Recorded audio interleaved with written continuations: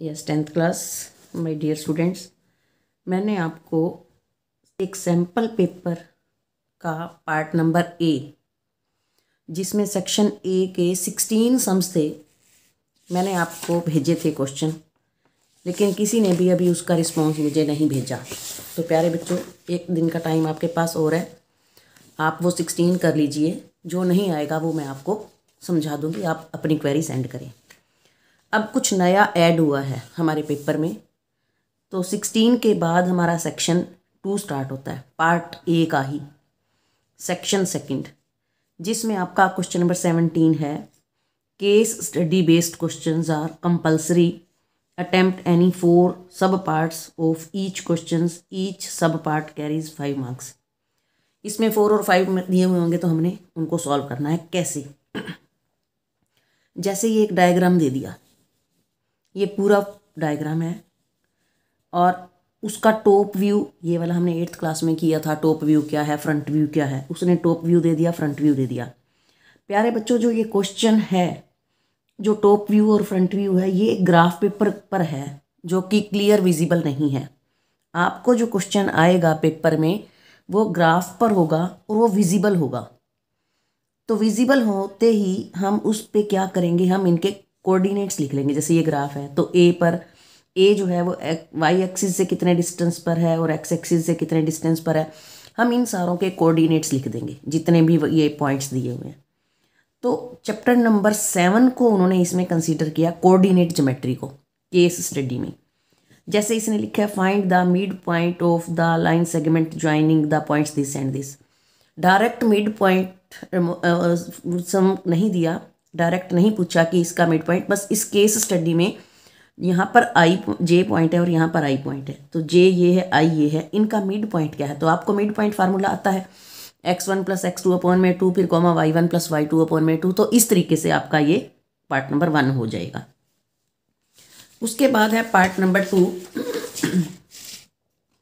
The distance of point P from y axis. जो point P है, this point P, ये point P है, तो ये y एक्सिस से कितनी दूरी पर है। तो आपको यहाँ से पता लग जाएगा y एक्सिस से कितने डिस्टेंस पर है, तो उसका हमने आंसर देना है।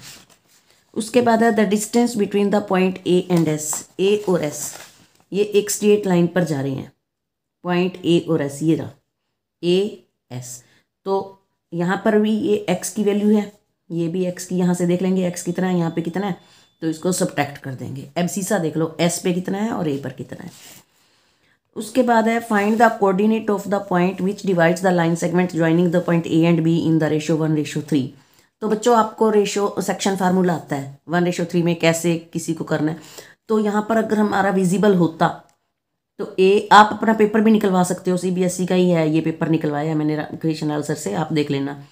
ए के कोऑर्डिनेट्स कितने हैं, बी के कितने हैं। जैसे मान लो x1 y1 और यहाँ पर x2 y2, तो 1:3 का मतलब है m1:m2। तो वो फार्मूला लगाना है, सेक्शन फार्मूला, और हमने इसके कोऑर्डिनेट्स निकालने हैं। उसके बाद है front view, if A point this is equi distant from this. Equi distant वाले सम आपकी बुक में थे। मान लो यहाँ पर XY है, तो XY का वो पॉइंट P रख लेंगे, तो P का Q से और P का S से। इक्वी डिस्टेंट वाले सम्स आपकी बुक में थे, वो करो, उसके हिसाब से करो और इसकी इक्वेशन निकालो। तो ये तो था आपका केस स्टडी बेस्ड। 5 पार्ट हैं इसके, और वो कहता है कोई भी 4 करो, है ना, एनी 4। अगर आपके 5 में से कोई भी 4 ठीक होंगे तो आपके 4 मार्क्स मिल जाएंगे। उसके बाद है question number 18, case study based, means पहला केस स्टडी जो आया that is on coordinate geometry. अब सेकंड केस स्टडी क्या है, case study based to scale factor and similarity, that means this question is related to unit 6। तो ये इतना सब कुछ दिया हुआ है, मैं आपको पिक भेजूंगी इसकी, ठीक है। तो ये आपके पास सारा दिया हुआ है, और ये क्वेश्चन है। क्वेश्चन यहाँ से स्टार्ट है। क्वेश्चन है, a model of a boat is made on the scale 1:4। The model is 120 centimetre. The full size of the boat has a width of 60। What is the width of the scale model.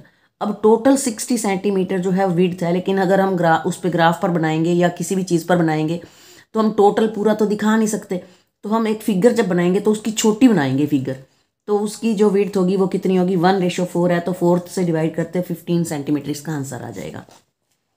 इसी तरह similarity के लिए क्या चीज़ चाहिए होती है, they are flipped horizontally, they are dilated by a sector scale factor, they are translated down, they are not the mirror image. Polygons जो हैं, सिमिलैरिटी की जहाँ तक बात होती है तो वो कभी भी मिरर इमेज नहीं होती, क्योंकि मिरर इमेज से उल्टा हो जाता है, तो वो उसकी सिमिलैरिटी नहीं होगी। उसके बाद है if two triangles are this a ratio which statement regarding this. हमने सिमिलैरिटी पढ़ी है, तो अगर कोई 2 ट्राइंगल्स सिमिलर हैं तो उनके एल्टीट्यूड्स भी सिमिलर होंगे, तो ये इसका ऑप्शन आंसर सेकंड हो जाएगा। इसी तरह आपकी बुक में भी एक सम था कि एक स्टिक है और उसकी इतनी शेडो है, तो अगर कोई गर्ल है तो उसकी कितनी शेडो होगी, जो भी है, इस टाइप का सिमिलैरिटी वाला सम था। तो सिमिलैरिटी वाला जो साइड्स हैं दैट आर प्रोपोर्शनल, तो उस बेस पर ये आपका सम हो जाएगा। इसी तरह इस स्टेटमेंट को पूरा पढ़ना और वो कहता है कि इसमें आप EF निकालो। EF निकालने के लिए कह रहा है, जो E है this is the mid point of AT and F is the mid point of TB। तो EF कितना होगा, जितना AB है उसका half. We know the line joining the mid points of 2 sides of the triangle is half of its third side, तो इसकी half हो जाएगा। अगर ये 12 है तो ये 6 हो जाएगा। आ गया समझ। उसके बाद है क्वेश्चन नंबर 19, ये भी है आपका केस स्टडी बेस्ड। ये आपका आता है चैप्टर नंबर 4 से रिलेटेड है, क्वाड्रेटिक इक्वेशन वगैरह, और चैप्टर नंबर 2 पोलिनोमियल्स और क्वाड्रेटिक इक्वेशन का मिक्स सा सम है ये। वो पैराबोला दे रहा है, parabola is the graph that results on symmetric vertical line knowing axis of symmetry, the axis of symmetry runs through the maximum and minimum point parabola which is called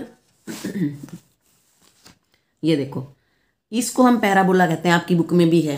quadratic equation या quadratic जो polynomial होता है उसका अगर हम graph बनाएं तो वो पैराबोला होता है, चाहे वो अपवर्ड्स हो चाहे वो डाउनवर्ड्स हो। मैंने बड़े अच्छे से उसमें बना के आपको समझा रखा है कि अगर x² का कोफिशिएंट पॉजिटिव हो तो ऊपर की तरफ खुलेगा, और अगर नेगेटिव हो तो वो नीचे की तरफ से खुलेगा। आप अपनी बुक को रीड करना बड़े अच्छे से, ठीक है। If the highway overpass a represented then its zeros are. आप इसकी जीरोज निकालो, पहले फैक्टर बनाओ for finding zero, either this is equal to 0 और दिस इज इक्वल टू 0, तो इसका आंसर आ जाएगा 4 - 2, ठीक है।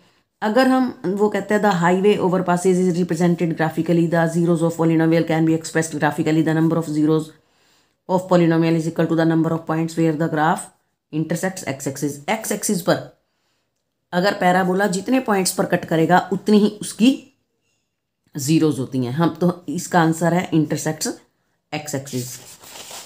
उसके बाद है the graph of quadratic equation is a, जो क्वाड्रेटिक इक्वेशन का ग्राफ होता है दैट इज ऑलवेज पैराबोला होता है। The representation of highway underpass was 1 0 is 6, the sum of 0 is 0। अगर एक 0 6 है, जैसे हम कहते हैं alpha plus beta is equal to -b/a कहते हैं ना, तो वो कह रहे हैं यहाँ पर alpha plus beta is equal to 0 है, तो अल्फा की जगह हम 6 पुट करेंगे तो बीटा आ जाएगा -6। तो अल्फा 6 है, बीटा -6 है, अगर हम उसका रिप्रेजेंट करेंगे उसको तो x² - 36 जो है वो उसका पोलिनोमियल बन जाएगा। उसके बाद the number of zeros can have is, इसकी नंबर ऑफ जीरोज कितनी होंगी ये बताना है। सबसे पहले तो हम इसको खोल लेंगे, a² + b² - 2ab लगा के, फिर हम b² - 4ac निकाल के देखेंगे। अगर वो ग्रेटर देन 0 है तो 2 निकलेंगी, और अगर लेस देन 0 है तो कोई भी नहीं निकलेगी, तो 0 आ जाएगा। तो निकाल के देखना, b² - 4ac यहाँ नेगेटिव आएगा तो उसकी जो नंबर ऑफ जीरोज है वो 0 हो जाएगा। उसके बाद आता है case study number 4। Case study 4 में टेबल दी हुई है 0 से 20, 20 से 40, 40 से 60, 60 से 80, 80 से 100 और नंबर ऑफ स्टूडेंट्स। ये रेस लगाने में इतने मिनट सेकंड लेते हैं। Means this question is related to statistics से रिलेट कर रहा है ये। Estimate the mean time taken by the student, mean निकालना है। आपको आता है, टेबल बना के मीन निकाल दो।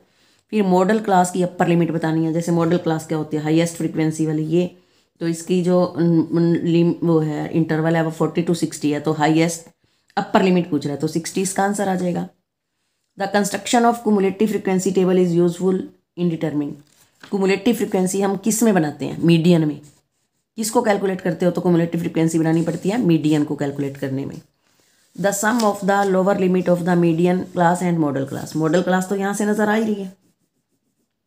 जब इन सारों को जोड़ के हाफ करोगे, जब इन सारों को जोड़ के हाफ करोगे और इधर से कुमुलेटिव फ्रीक्वेंसी बनाओगे तो आपको मीडियन क्लास मिल जाएगी। तो मीडियन क्लास की जो लोअर लिमिट होगी वो ले लेना, मॉडल क्लास की तो 60 है ही है, तो उन दोनों का सम करके बताना है।